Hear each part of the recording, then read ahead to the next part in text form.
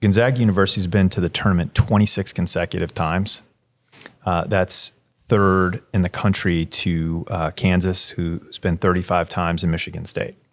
It's more than Duke. That's more than Kentucky, Louisville. You name them all, and Gonzaga's right there.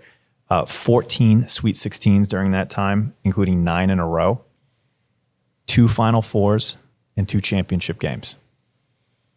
It's really remarkable. It's been a remarkable run for this program. Welcome to Y'all Street. Today, I meet with Braeden Smith and Jalen Warley from basketball powerhouse Gonzaga. So you guys just came here from practice, and there's nothing better after practice than a nice, hot, steaming cup of coffee. You want a cup of coffee? Sure, yeah. I'll take one, yeah. Awesome. Well, I got you these special coffee cups. Wow. I thought Coach With Few the would hoop like on this it. because you can practice your free throws with marshmallows whenever you get your hot chocolate in the winter up here in the Yeah, Pacific there we go. Northwest. Thank you, Gabby. Coffee cheers to you guys. Cheers. Thank you. I'm going to, Mickey, zoom in on that. Look at that, guys. We got the coffee mug with the actual basketball hoop. I'm very proud of that purchase. Big time right there.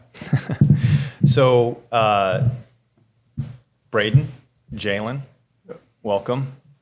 Thank you for having us. Yes. Tell me a little bit about your background, where you're from, and how you ended up in the Pacific Northwest at Gonzaga. Okay, yeah. I'll start. I'm from Seattle, Washington to start.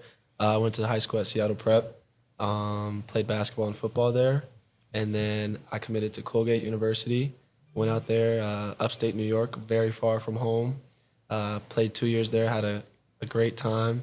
Went to March Madness twice, and entered the transfer portal after my sophomore year, and ended up coming to Gonzaga. I redshirted this past year, which was not easy, but I think I learned a lot and got a lot better from it, and so that's why I'm here now. So there's about 100 questions in that small segment right there, but I want to hear from you, Jalen. What's your background? Yeah, I'm kind of the opposite. So I'm originally from the East Coast. I went to Westtown, and then I did 3 years at Florida State. I did about 6 months at the University of Virginia, and then I decided to hit the transfer portal in December. So I've been in Spokane since January, first time on the West Coast. And yeah, redshirting definitely wasn't easy. Definitely enjoyable with B. Smith, just going in every day, working for something beyond this season, and keeping the goal in mind, and it was a really good experience being able to go to March Madness for the first time this year with Gonzaga, so it was really cool. By O'Meara. Miller the height advantage on Cleveland. Backdoor, Warley, and one. Clemson's bench is insistent that the pass landed out of bounds. Warley on the drive and a chance at 3, and Brad Brownell is steaming. Warley picked it and lays it in.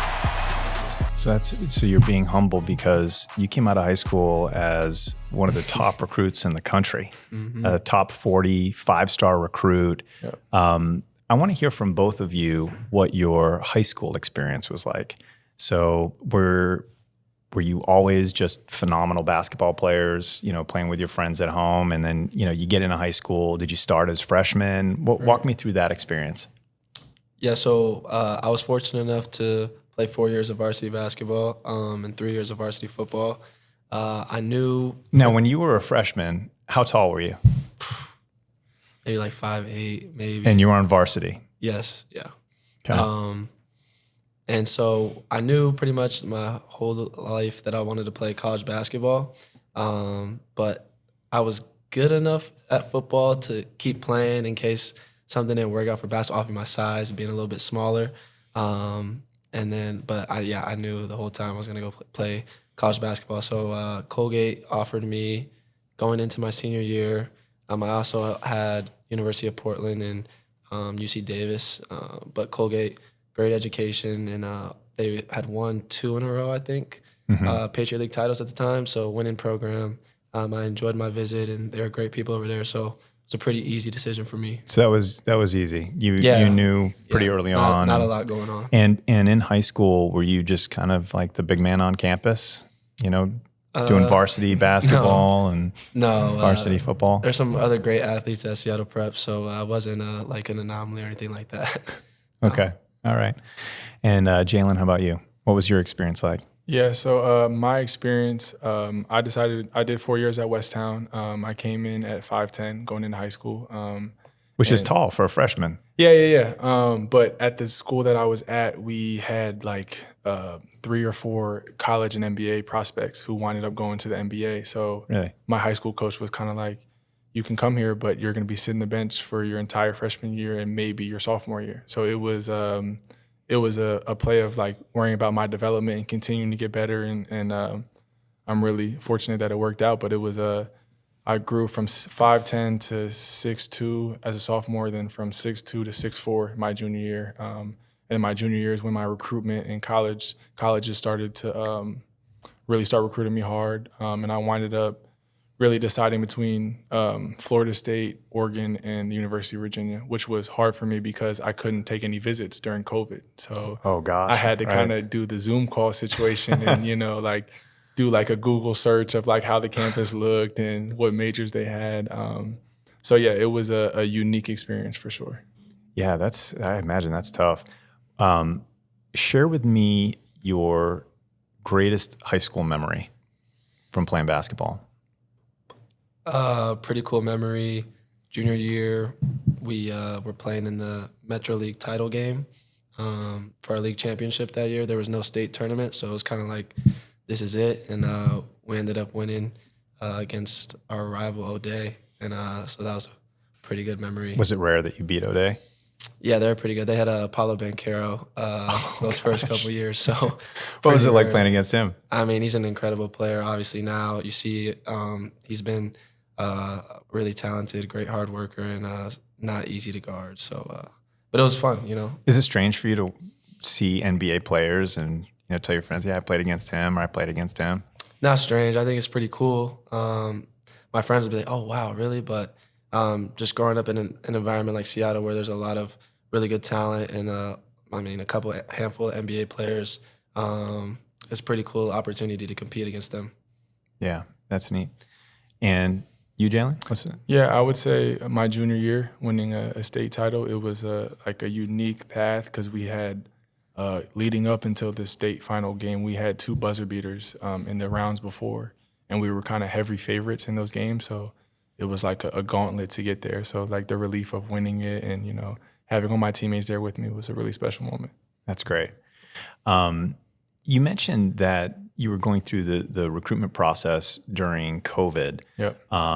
Now, NIL, the NIL ruling came out, I think, in 2021. So was that part of your recruitment process or not anything anybody ever spoke about? It was just, the conventional, you get an offer, full ride, and you just kind of, work your way through school that way. Is that what the recruitment experience was like? Yeah, so like the recruitment process had no NIL involved. And actually the summer that I got on campus is when the rule had changed. But it was not much in the landscape really changed. It was more so like different situations where, like maybe you might be able to get a coupon to, a sandwich shop down the store or be able to get a free T-shirt, but it was more of like sweet coffee mug. You know what I mean? Things like that, right? Like, and it was like more of a community NIL opportunities versus, now it's like completely changed. So, yeah, I feel like I was on both sides. Like I was there before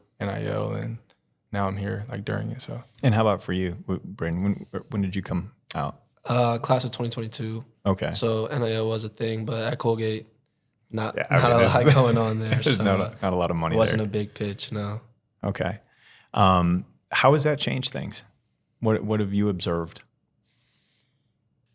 You want to take that? Yeah. NIL, I think like speaking individually, I think you said something about a brand, and I think, whether we know it or we don't, we are building our own brands. And so, we have to always keep that in mind and just think about what type of brand do we want to build. And I think from like the landscape, I feel like there's a lot of business aspects that go into it. Like agents are involved in different things in the process. So Do you have an agent now? yeah. And it's, it's cool because, we're now getting different opportunities and, we're getting, different things that can really help our family and take care of the people around us.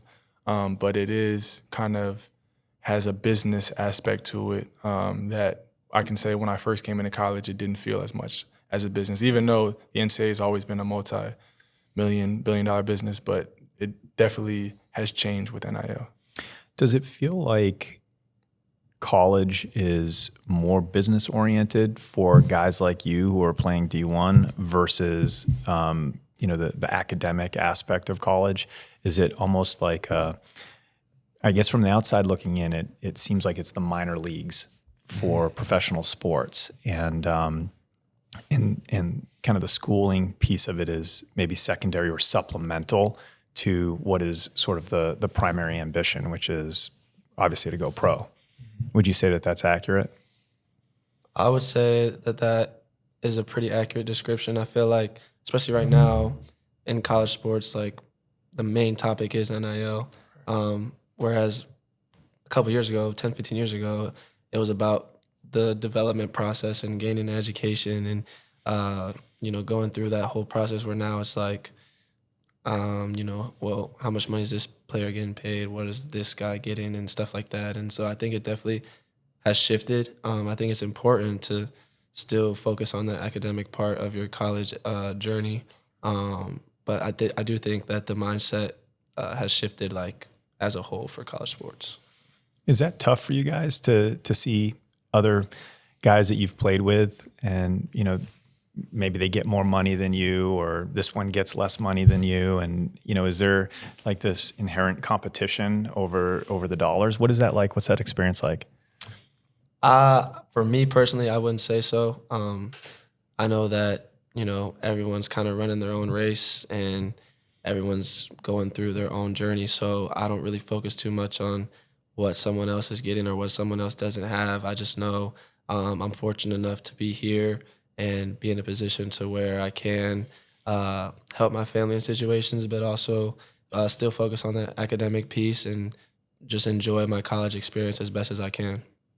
Yeah, I think for me, I don't look at it from a competitive standpoint of like who's making money in comparison, but I think for having a lot of like high level friends who play at the major sports level, it's just really cool to see. I feel like them get rewarded for how much hard work they've put in. And I know a good amount of people who have done some really cool things for them and their family, like with the NIL money that they're receiving. So like to hear these stories and to hear that, the NIL isn't necessarily a competitive thing, but more so just sometimes a sense of relief for some kids, because it can really, like, this NIL money can really change like their situation that they're in. So. Yeah, total game changer, especially for the vast majority of athletes who don't go pro. This is at least, a window of time where they can earn some real life-changing money. Yep.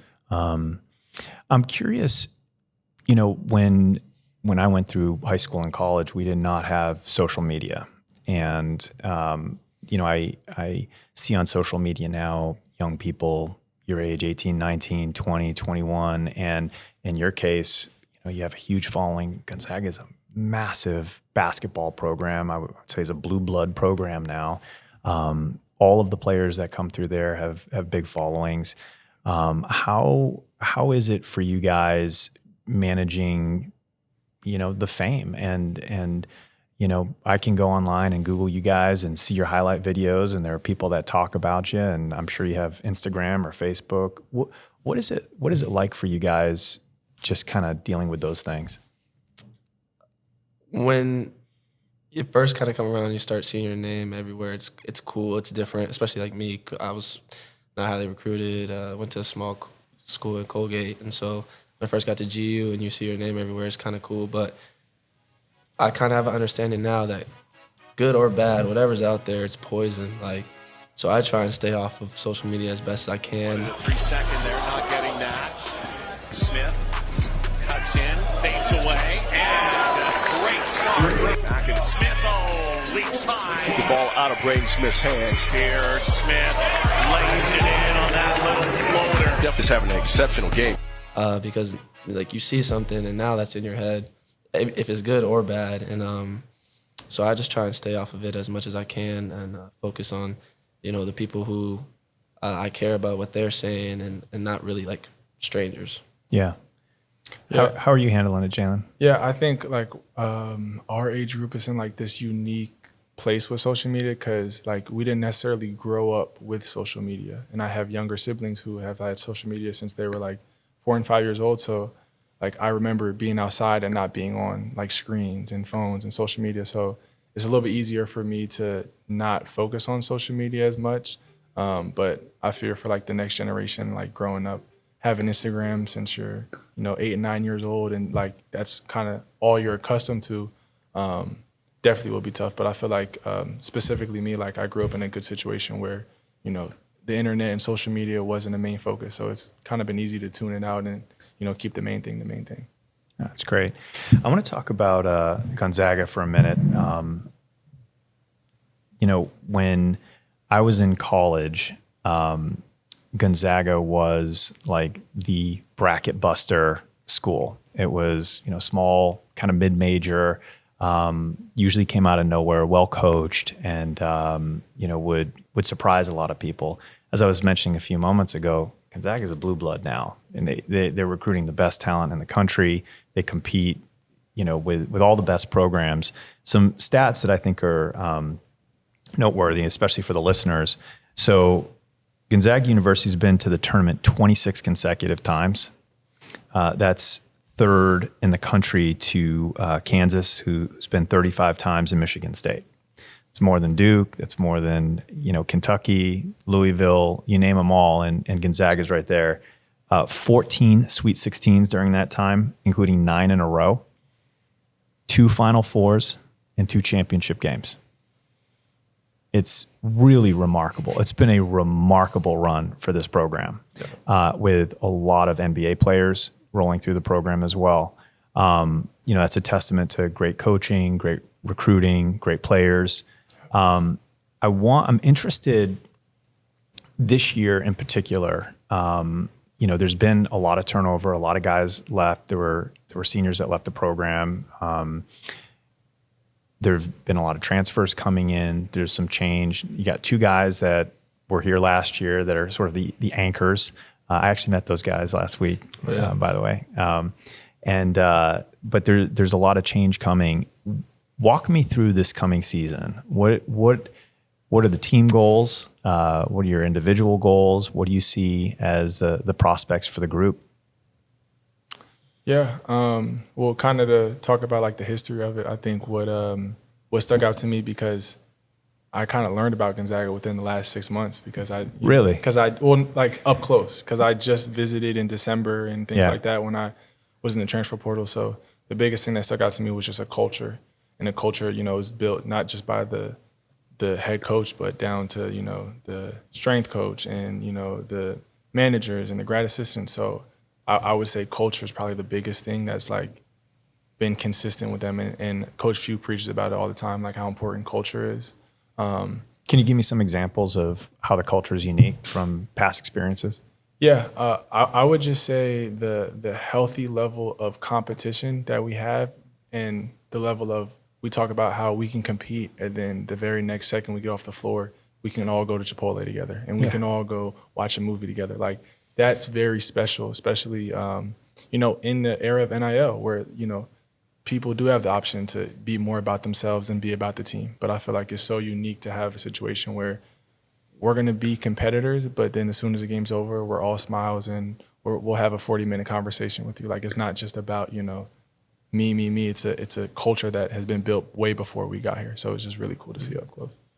That's great. Building off of that, like, and you had the red shirt year, so you were you didn't even have the chance to you were practicing with the team, but you didn't have the chance to play in any of the games. No, so it was definitely a great learning experience for me. But building off what Jalen just said about the culture and what you talked about the history, like this past summer, like with all these new players that we got coming in, like we're taking time to learn about the history and the culture and the players that came before us, and the privilege that it is to be here, and what comes with that. And so that's been really cool for us, just to have a better understanding of, like the shoulders that we're standing on, and what we're trying to continue to do for this program. And so that's been great. And yeah, last year I redshirted here, and I got to be a part of the practices and travel and see how we do things here. And The culture is definitely special, and the people here are definitely special. So it's been great and definitely a privilege. What are your ambitions for the season? You think you have what it takes to win the championship? No, definitely. I think what's cool about being at Gonzaga is our goals is to meet the standard that they do year in and year out. The goal is to continue to build our own Sweet 16 streak, to build our own Final Four streak, to get to the championship and get over that hump. Like, what's unique about it is we don't have to. I mean, winning a national championship would be a first, but there's not too many firsts that we can do. We can just continue to build a stronger, they talk about leaving the jersey better than when you picked it up. So just keeping that as the goal, and a lot of great things can happen if we just stick to that Gonzaga standard. How competitive have the practices been? Very competitive.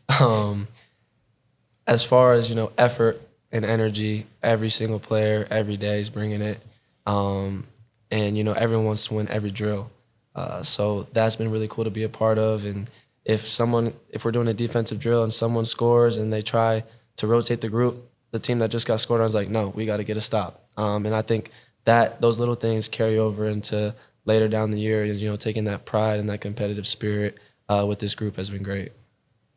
What is I'm always curious, what is the nutrition program like for you guys? I remember being in school and just eating trash every single day. So I imagine that it's a little bit different for you guys. Yeah, not quite trash. We're very fortunate to have a pretty good meal plan. A lot of people take care of us, and so typically have a smoothie or a breakfast sandwich ready for us in the morning with lunch post-practice. What is a typical lunch for you guys? It's usually, so our nutrition, they kind of map out our calories ahead of time. So it's normally like what we call like a complete meal. So whether it's, pasta with an addition of protein, whether that's chicken or different things. So what's really cool is we kind of just get to show up and eat. But we always know it's what we need, to, replenish our body, meet the right amount of calories and things like that. So we kind of just get a new meal every day, and the rest is taken care of. The hard work is. When does the heavy travel begin? Is that like September, October timeframe? Like for game, like once your season starts, because I know that you have like the Maui Invitational, and you're traveling to the East Coast, and I mean, the travel's pretty intense. Pretty intense. It's usually a non-conference, like early November and December. That's usually because then like conference play a little closer for the rest of the games, but non-conference usually a bit of travel. Yeah. What is that experience like for you guys with school as well? I mean, you still got classes and you got to take exams, and how do you balance all of that? I think it's just kind of another version of time management. We kind of have to do that even with our sport. Like, how much time am I spending in the gym? How much time am I eating right? Just like for the basketball aspect, but it's kind of just another thing you add into that equation, like giving yourself enough time to do your schoolwork and to be prepared for quizzes and tests like that. So, I mean, you've been in school for a number of years now. So what have you learned? What's different than your freshman year? Procrastination.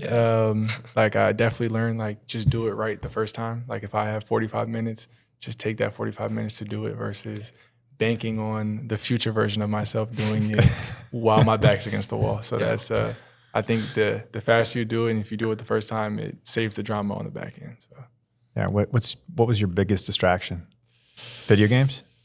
That's up there for sure. And I'm like very fortunate. I've liked all the teams I've been on. So like I could be hanging out in my teammates' room, and next thing you know, we're like 3 hours later, like because we're just having fun playing video games, talking, even like competing, like playing pool or like just like you get lost, like lose track of time sometimes, especially like when you have some really good guys around you. Yeah. How about you? Procrastination is definitely something that I struggled with early on. I remember my first fall semester at Colgate definitely was a learning curve for me, and definitely got better about time management, just trying to knock out little things at a time if I can. If I have 20 minutes in the locker room, let me get started on a reading, or let me see what assignments I have and kind of open them up and get prepared so that when I come back later at night, I can just get to work. So procrastination is something that was a struggle early on and something that I got better at over time. What was the biggest surprise for you moving to the East?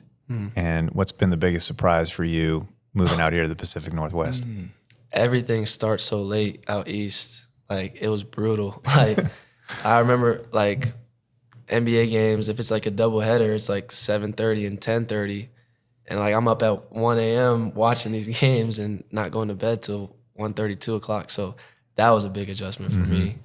So I'm glad to be back West. NFL doesn't start until 1 p.m. on the East Coast. Like Sunday, that was tough too. Because I was used to, like, waking up at 10, got breakfast, the game starting, like, football all day long. So that was an adjustment. Time zone was an adjustment. Yeah, I will say that's one of my favorite things about the West Coast is being able to watch all the games that you want at a reasonable time. I think maybe it also could just be like where I've been on the West Coast, but originally from Philadelphia, like I felt like a bunch of states were like kind of all on top of each other. Like I could go to New York, New Jersey, and it's all within like a 2-hour drive more so, and they're like, completely different states with their own thing going on, or like go to Maryland or like Virginia. Like it's all kind of tight knit a little bit, and being here, it's kind of feels like we have our own little community, which it's been a cool adjustment for me. Like just like the outside and trees and mountains and scenery. So it's been things I've never seen before. So it's been pretty cool to check it out. Nice. So I want to come back to money again. And it's something that we talk a lot about, obviously, on Y'all Street. And, I remember thinking back to my high school years. I worked at McDonald's. My first job, I was making $4.25 an hour. I did that for 2 summers. And then during college, I worked at a sewage treatment plant in the summertime, not making a whole lot of money. I recently had an interview with the actor David Henry, and he talked about childhood actors who, from the time they're 9, 10, 11 years old are making, in some cases, millions of dollars. And I'm really interested what it's got to be like for you guys, coming into, a little bit of money, and, how do you handle it? How do you manage it? Do you have coaching? Are you taking any classes to, think through, how best to use that money, or are you spending it, or how do you think about money? I would say for me, when I was at the University of Virginia, we had a financial literacy class, which was cool because for the most part, like understanding money, I was more so of a whatever I need type of situation. Like I try to, prioritize things that are important to me or my family, or that will, help me with basketball or things like that. But for the most part, the school still takes care of it. Like we get catered meals and stuff like that. So like a lot of that money we can kind of save because a lot of our needs are met. But it was really cool, like learning about financial literacy, how like that money can also make money for you. And like, I think we talked about like different ways of investing money and things like that. So it was a whole new world for me when I first learned about it. Like, the different opportunities you can have if you're very smart about your money and what you invest in and how you save, and the certain percentage you should save of each check, like what should go to savings and, future retirement funds and stuff like that. So it's been like with getting real money that we've learned about the real, like behind the scenes of how to best, capitalize off of that. Yeah, building off that, my parents have been really helpful in that role of, understanding money and how to take care of it, and fortunate enough to set up investments and try and get that going as early as you can. And also spend, like Jay said, spend what you need. Obviously, I have my moments of little expenditure, but try and keep those to a minimum, and just definitely take care of it and try and build on it as best I can. Yeah, it's interesting, NIL, name, image, and likeness. We were talking a little bit beforehand about brand and, capitalizing on your personal brand. Ultimately, that's what NIL is. And I didn't mention this to you guys, beforehand, but many moons ago, I was on a television show, The Apprentice. And when I came off of that show, there was a very narrow and short window of time to capitalize on the popularity of that show. And I use that as an opportunity to start a company, because you're getting, all of this free marketing and free publicity.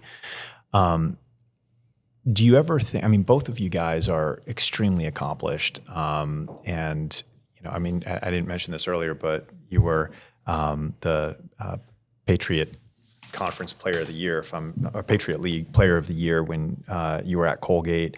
You're likely to be the starting point guard for one of the top programs in the country. Like, what is it?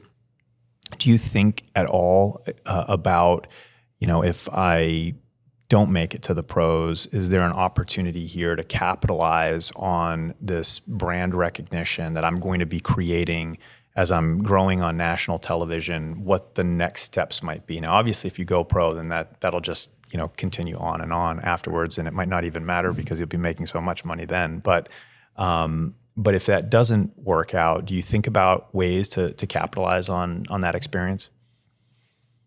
I feel like you kind of have to, just like the world we're in. And I always like go back to social media, and I think about influencers and like how a lot of their life is centered around like building their brand and capitalizing off of it.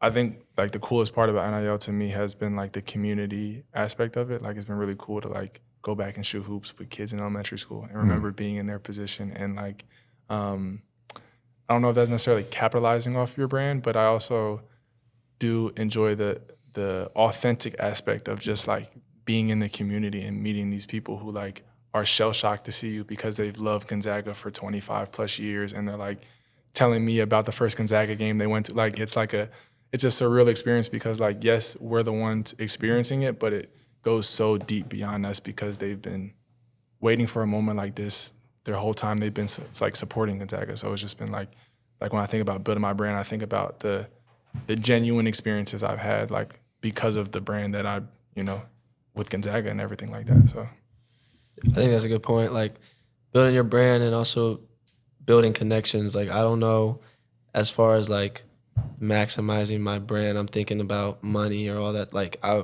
would think more so about those connections and those relationships that, being in this position has allowed me to obtain. And so that's kind of more where my mindset is as far as like maximizing my brand in that sense. When you talk about spending time with children, I immediately think about being a role model. And, there are young basketball players. In fact, Spokane has the big basketball tournament, I think, that just happened. Mm-hmm. And, they see guys like you who are, major players in D1 and they idolize you. Yeah. What has that experience been like? And does it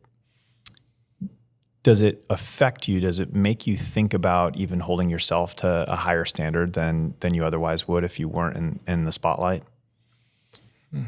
I think for me, it's like the other side of the coin, because I remember being a kid and idolizing these players, like looking up to players and like, thinking they can do no wrong and like imagining myself being in those situations. So yeah, I think it's just been really cool because I've been on the other side of it. So it's I don't want to ever take that moment for granted, even if it's 30 seconds of my day. Who knows what like type of impact that would have on that kid. So I always try to keep that in mind when I'm having those interactions and stuff. Definitely not take it for granted. And you also think about, hey, like, this is their first time meeting me. Like, so like Jay said, 30 seconds, or, it's a first impression. And, like Jay said, everyone has thought about, being in this position when you're a kid growing up. And so just acknowledging that and understanding, like, there were people before you who took time for you, or that were good role models for yourself. You just want to do the same thing for the kids that are growing up now. What players did you idolize growing up? Jamal Crawford was big, being from the area. Isaiah Thomas, being from the area. LeBron is pretty good too. So those are a couple that I think have been good role models for me that I can appreciate. Yeah, I think I idolized LeBron mainly growing up. Like, I remember my dad convincing me to like eat healthy and vegetables because he would tell me LeBron would eat that type of stuff. So I was like, very convincing. Throw some extra broccoli on my plate. Trying to be like LeBron. But even just like just the guys in my area, like it was the coolest thing to go to a high school game, or like to be able to see them after the game and stuff. Like feeling like they're 7 feet tall. Like, so just those little moments I always think about. It says here that in your free time you're interested in woodworking, and that popped off the page, and I'm just curious, like, how did you get into that, and when do you have an opportunity to do woodworking? So That is a little outdated because I liked it in high school. So we had there was a period where we had elective, and most people would do a different elective like each year. But I really liked woodworking, and I thought the teacher was I really liked how he taught and like how he like approached it. So I was one of the only kids in my grade to do the same elective all 4 years. I did woodworking all 4 years. So that's incredible. Yeah, it was cool. And what were some of the cool things that you made? I was always trying to be like creative. So I created like a table side, like bedside, but it was like I'd have like a special part for my video game controller, and then a special part for like my Gatorade, like because like I would make it like particular to me and what I like would want in my bedroom. So like I had like a little section for everything. So it was And did you get to use different types of wood, like Purple Heart or any fancier Like stuff? I got to like sand different things. We had people come in and like show us like the different quality of wood and like if you want to give it like a stained look and stuff like that. So yeah, I enjoyed all 4 years of doing it. And it says here that you're just a film junkie. Like you're 100% basketball all the time. Is that accurate, or you have other hobbies? I do like film. I do like watching basketball. Other hobbies, I would say I've gotten into building Lego sets over the last that's fun. year and a half. That's been nice to get off technology, take some time and work on building a nice piece. I also really enjoy watching movies or shows, so that's kind of how I spend my downtime. So what are the movies you're watching today, or shows that you like? Movies I'm watching today, I just went and saw F1. How was that? It was incredible. Very good film. If you haven't seen it, you got to go see it. And then some shows. I just finished watching Oppenheimer not too long ago, which I heard was really good, and then watched it. It was great. So those are a couple that I've been on recently that I think are pretty good. I actually just met a guy here in North Idaho that knew Oppenheimer, and wow. like his dad worked pretty closely with him in Los Alamos, which is super interesting. Yeah. How about you? What Hobbies? Like movies, things that you're watching these days. I remember Creed. I rewatched Creed recently. That'll get you fired up for the basketball season. Yeah. Some Philly roots in it too, you know. Whatever Netflix show is normally trending at the moment, I usually go check it out. But Creed's the one that sticks out to me in my mind recently. Let's close with this question. What are your personal goals for this coming year? Personal goals, always to be the best version of myself. Now that looks like being a great teammate, a great leader on the floor, being able to compete at all times, making sure that the team is organized and set, and winning games. Like that's what it's about. And so those are my goals. But mainly to be the best version of myself day in, day out, be consistent. Yeah, I think one of my main goals is to kind of take a jump as a leader as well. I think it's a unique situation where I haven't been here for too long, but that doesn't mean that I can't still be one of a great leader and a great teammate. So I'm challenging myself, especially being an older guy, to kind of, put myself in a little bit uncomfortable situation and continue to be a great leader. And one thing that I've also been focusing on is just being a very disruptive defender. Try to be, one of the best defenders in the country, and hopefully that will pour energy into my team and into helping us win a lot of basketball games. I lied. I have another question. Okay. Since you talk about leadership, I am interested in that growth process. I mean, when you first went to college as a freshman, would you consider yourself to be a little bit more introverted or extroverted? Are you like a rah-rah kind of guy? Or, who are some leaders that you've been around that have inspired you? Why have they inspired you? And maybe you can talk a little bit about Coach Few's leadership. So there's a lot there. Yeah. I don't think I'm an introvert. I would say I'm closer to an extrovert. I think going into college, my freshman year, I really focused on being a great listener and a great follower, someone who can hear things and do it the very first time I'm hearing it, kind of be a sponge, which to be a great leader, you have to be a great follower first a lot of times. So I feel like that has kind of set me up in terms of my development as a leader. I think it's just continuing to add new aspects, like continuing to put myself in uncomfortable situations. I think naturally I enjoy being a leader, and I enjoy, trying to get the best out of all the people around me. But sometimes you have to be the one who speaks up when it's an uncomfortable moment, or you have to be the one, like sometimes it may sound a little corny when you say it, like it's okay because of, your ultimate goal is to be a great leader, but to inspire yourself and everybody else. So, being okay with those uncomfortable moments and just like continuing to build the ability to be a leader in all different teams and environments. I just continue to work on that. Great. Yeah, going into college for me, like in high school, I would say I was quite vocal of a leader. But going into my freshman year, I was on a pretty veteran team. And so kind of like Jalen, I just wanted to come in and absorb as much as I could and, be there for those guys and listen to them. And a great leader that we had that year was Tucker Richardson, who ended up winning Player of the Year that year. And he was a great leader for me because he was very good at leading by example, which is something that I think I had to work on at that time. And so being able to witness him and see how he works helped me, gain that perspective and help me in the leadership in that way. And then as far as Coach Few and his leadership, I think he does a great job in his leadership by like always challenging. Like he's always trying to push his players like to that extra gear. Obviously he knows what it takes. He's been around the best of the best, and he's seen everything. So I think he does a great job of finding ways to push his players and make us better. And yeah.